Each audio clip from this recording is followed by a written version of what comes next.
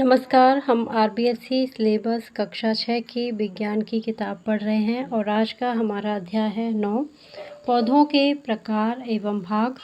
अध्ययन बिंदु पौधों के प्रकार आकार के आधार पर शाख, झाड़ी, वृक्ष, पेड़। पौधों का वर्गीकरण आयु के आधार पर, आरोहण के आधार पर पौधों के प्रकार, पौधों के आवास, पौधों के विभिन्न भागों के कार्य। आपने घर या विद्यालय के समीप किसी बगीचे का भ्रमण किया होगा। वहाँ आपने किस प्रकार के पौधे देखे? क्या सभी पौधे बहुत बड़े थे? क्या सभी पौधे अत्यंत छोटे थे?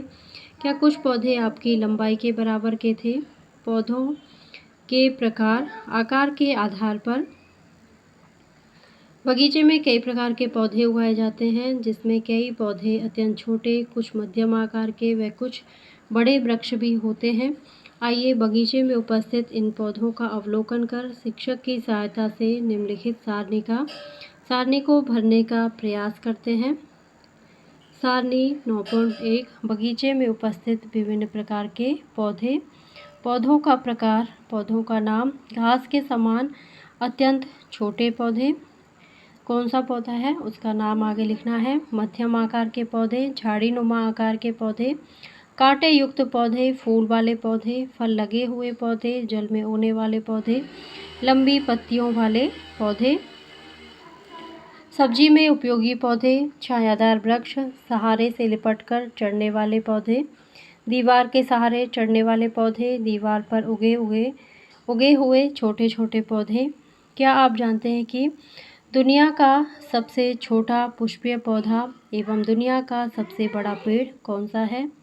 सबसे छोटा पुष्पीय पौधा वुल्फिया है। मोटाई में सबसे बड़ा पेड़ जर्मन शेरमन है, जिसका वैज्ञानिक नाम सिकोया डेंड्रोन गिगेंटियम है। लंबाई में सबसे लंबा पेड़ यूकेलिप्टस है, जिसे सफ़ेदा के नाम से जाना जाता है। आपने जाना कि विश्व में कई प्रकार के पौधे होते हैं, कुछ बहुत छोटे, कुछ बहुत बड़े। किसी में सफ़ेद फूल लगते हैं तो किसी में लाल, पीले या अन्य रंगों के फूल। कुछ पौधे कांटेदार होते हैं, कुछ कांटे विहीन। ऐसी कई विविधताओं से युक्त अपना यह पादप जगत है। आइए यह समझने का प्रयास करते हैं कि पौधों को आकार के आधार पर कितने भागों में बांटा जाता है एवं विज्ञान की भाषा में इन्हें किन किन नामों से जाना जाता है। पौधों को उनके आकार के आधार पर मुख्य रूप से 3 भागों में बांटा जाता है। शाख, दूसरा छुप या झाड़ी, तीसरा वृक्ष या पेड़। पहला है शाख। शाख कम ऊंचाई के पौधे होते हैं। हमारे घरों में पाई जाने वाली पवित्र तुलसी का पौधा एवं दवा के रूप में कई बीमारियों में प्रयुक्त होने वाली हल्दी शाख ही है। इन पौधों की ऊंचाई बहुत कम 1 मीटर से कम होती है। इनके तने का रंग भी हरा होता है। ये कम ऊंचाई के पौधे अत्यंत कोमल होते हैं और इन्हें आसानी से मोड़ा जा सकता है, जैसे गेहूं, चावल, तुलसी, हल्दी, मिर्च, मटर आदि। दूसरा प्रकार है झुप या झाड़ी। झुप छोटे व मध्यम आकार के काष्ठीय पौधे हैं, जिनकी ऊंचाई लगभग 6 मीटर से कम होती है। इनके तने का रंग सामान्यतः भूरा होता है। इसमें मुख्य तने के निचले भाग से कई शाखाएं निकलती हैं। इनका तना प्राय कठोर होता है, जैसे मेहंदी, गुलाब, बेर, केर आदि। ये झाड़ी है, जैसे गुलाब और केर। तीसरा प्रकार है वृक्ष। कुछ पौधे बहुत लंबे एवं कठोर तने वाले एवं छाल युक्त होते हैं। इनके तने से कई शाखाएं सामान्यतः ऊपरी हिस्सों से निकलती हैं, जैसे आम, नीम, बरगद, पीपल आदि। यह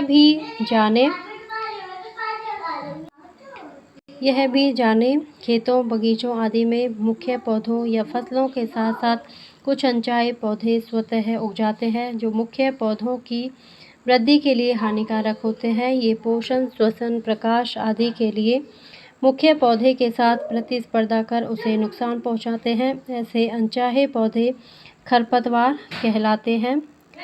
क्या सभी पौधों की उम्र एक समान होती है? क्या कुछ पौधे अल्पजीवी और कुछ दीर्घजीवी होते हैं? आइए इसे जानने का प्रयास करते हैं। अपने घर या विद्यालय के आसपास किसी खेत में कार्य कर रहे किसान से निम्न बिंदुओं पर चर्चा कीजिए। खेत में वर्तमान में कौन सी फसल उगाई गई है? इस फसल को कब बोया था? इस फसल से खाद्यान्न या फल कब प्राप्त किए जाते हैं? इस फसल को बोने से लेकर काटने तक कितना समय लगता है?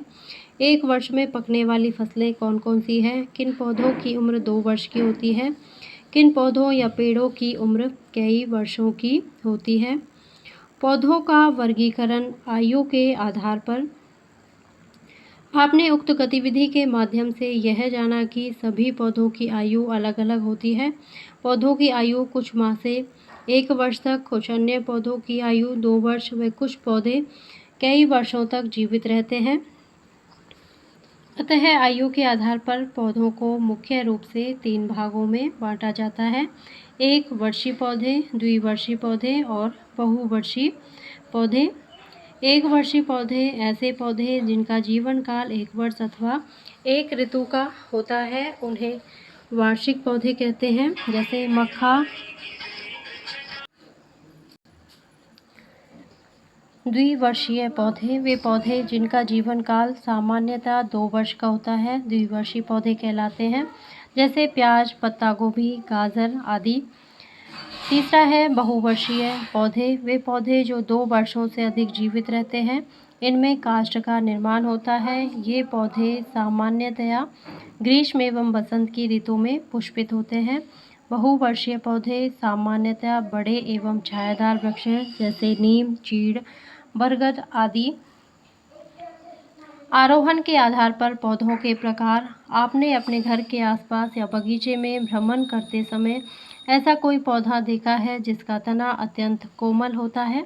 ऐसे पौधों का तना क्या इतना मजबूत होता है कि वह स्वयं मजबूती से खड़ा रह सके? क्या ऐसे पौधों को किसी सहारे की आवश्यकता होती है? प्रकृति में कई पौधे ऐसे होते हैं जिनका तना अत्यंत कमजोर होता है, अतः उन्हें खड़े रहने या ऊर्ध्व वृद्धि करने के लिए किसी सहारे की आवश्यकता होती है। वे पौधे सहारे की मदद से आरोहण करते हैं। आरोहण के आधार पर पौधे 2 प्रकार के होते हैं। आरोही पौधे। आरोही वे पौधे हैं जिनमें पौधे को ऊपर चढ़ाने के लिए सहारे की आवश्यकता होती है। कुछ पौधों में धागे नुमा संरचनाएं पाई जाती हैं। इन संरचनाओं को प्रतान कहते हैं। प्रतान पर्णवृंत, पत्ती या तने का एक रूपांतरित स्वरूप है। मटर, ककड़ी, करेला, तुरई आदि आरोही पौधे हैं। आरोही पौधा मनी प्लांट। वल्लरी पौधे ऐसे पौधे जिनका तना अत्यंत कोमल होता है। ये सीधे खड़े नहीं रह सकते, जमीन पर ही रहकर क्षैतिज दिशा में वृद्धि करते हैं, काफ़ी जगह घेरते हैं। इनमें आरोही पौधों के समान प्रतान नहीं पाए जाते। उदाहरण तरबूज, कद्दू, खरबूजा आदि। आरोही पौधे मटर, मनी प्लांट, ककड़ी, वल्लरी पौधे खरबूजा, तरबूज और कद्दू। पौधों के आवास। आपने पौधों को उनके आकार, आयु एवं उनके आरोहण के आधार पर उनके प्रकारों को जाना। क्या आपके मन में कभी उनके आवास स्थल के बारे में जानने की जिज्ञासा हुई? विश्व में कई प्रकार के जंतु पाए जाते हैं। उनमें से कुछ स्थल पर, कुछ जल में, कुछ समुद्र की गहराइयों में, कुछ पर्वतों की ऊंचाई, बर्फीले पहाड़ों एवं तपते रेगिस्तानों में भी पाए जाते हैं। जंतुओं के समान ही विश्व में पौधों का वितरण भी अलग अलग स्थलों पर होता है। आवास स्थलों के आधार पर पौधे निम्नलिखित 2 प्रकार के होते हैं। जलीय पौधे ऐसे पौधे जो जलीय आवासों जैसे नदी, तालाब, झील, समुद्र आदि में पाए जाते हैं, जलीय पौधे कहलाते हैं, जैसे कमल, वैलिस नेरिया, सिंघाड़ा, हाइड्रिला, जलकुंभी आदि। इन पादपों को जलोद्भिद पादप भी कहा जाता है। जलीय पादपों में जड़ें अल्प विकसित होती हैं। तने में उत्प्लावकता बनाए रखने के लिए वायुकोश पाए जाते हैं, जो इन्हें जल में तैरने में मदद करते हैं। इन पादपों की पत्तियां कटी फटी व रिबन के समान होती है। जल में स्थिति के आधार पर इन पादपों को 3 वर्गों में वर्गीकृत किया जा सकता है। सतह पर तैरने वाले जलीय पादप जैसे जलकुंभी, जल निमग्न या जल में डूबे हुए जलीय पादप जैसे हाइड्रिला, उभयचारी जैसे बेलिस नेरिया। स्थलीय पौधे, जमीन पर पाए जाने वाले पेड़ पौधों को स्थलीय पौधे कहते हैं। भिन्न भिन्न आवासों में पाए जाने वाले स्थलीय पौधों को निम्नलिखित वर्गों में वर्गीकृत किया जा सकता है। समुद्रविद जैसे नीम, बांस, शीत आवास के पौधे जैसे सॉल्डेनेला, लाइकेन, शुष्क आवास मरुद्भिद जैसे खेजड़ी, डंडाथोर, नागफनी। आओ पता लगाएं। शिक्षक की सहायता से बगीचे एवं गमलों में लगे ऐसे पौधों की सूची बनाएं जिसमें पुष्पी एवं अपुष्पी पौधे पाए जाते हैं, जिन्हें सजावट के लिए गमलों या लॉन में उगाया जाता है। बगीचे में उपस्थित विभिन्न प्रकार के पुष्पी एवं अपुष्पी पौधे, पुष्पी पौधों के नाम और अपुष्पी पौधों के नाम तालिका में लिखने हैं। ऐसे पेड़ पौधे जिनमें पुष्प पाए जाते हैं पुष्पी पौधे कहलाते हैं, जैसे गुलाब, गुड़हल, गुलमोहर, अमलतास आदि। ऐसे पौधे जिनमें पुष्प नहीं पाए जाते अपुष्पी पादप कहलाते हैं, जैसे फर्न, मास आदि। ये पुष्पी वृक्ष गुलमोहर है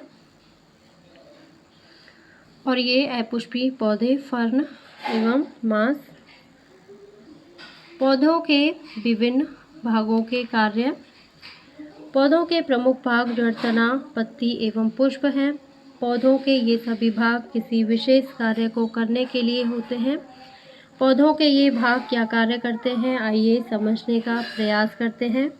पौधे का वह भाग जो जमीन के नीचे होता है क्या कहलाता है?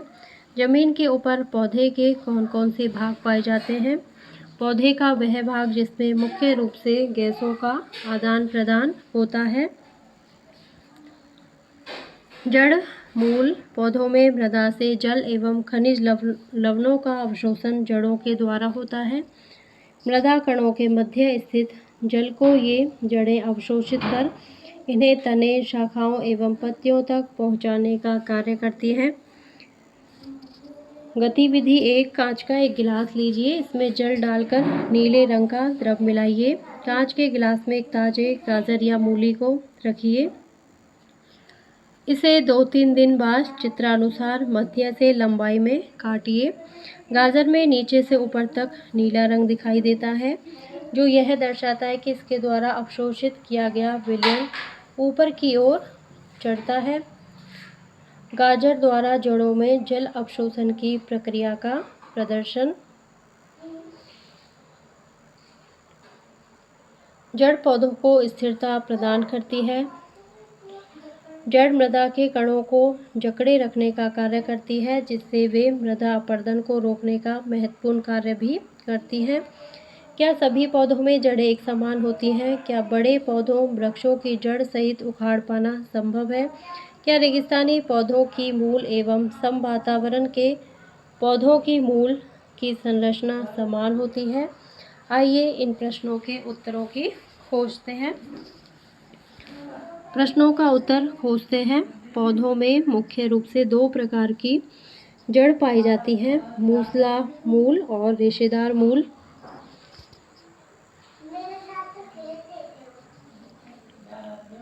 मूसला मूल वे जड़ें हैं जिसमें एक मुख्य जड़ होती है, इससे पार्श्व में दूसरी जड़ें निकलती हैं। इन्हें मूसला मूल कहते हैं। उदाहरण आम, नीम आदि, ये मूसला जड़ है। रेशेदार मूल, इनमें कोई एक मुख्य जड़ नहीं होती, सभी जड़ें एक समान दिखाई देती हैं एवं एक गुच्छ के रूप में होती हैं। इन्हें रेशेदार मूल अथवा जकड़ा जड़ भी कहते हैं। उदाहरण मक्का, गेहूँ, प्याज, गन्ना आदि।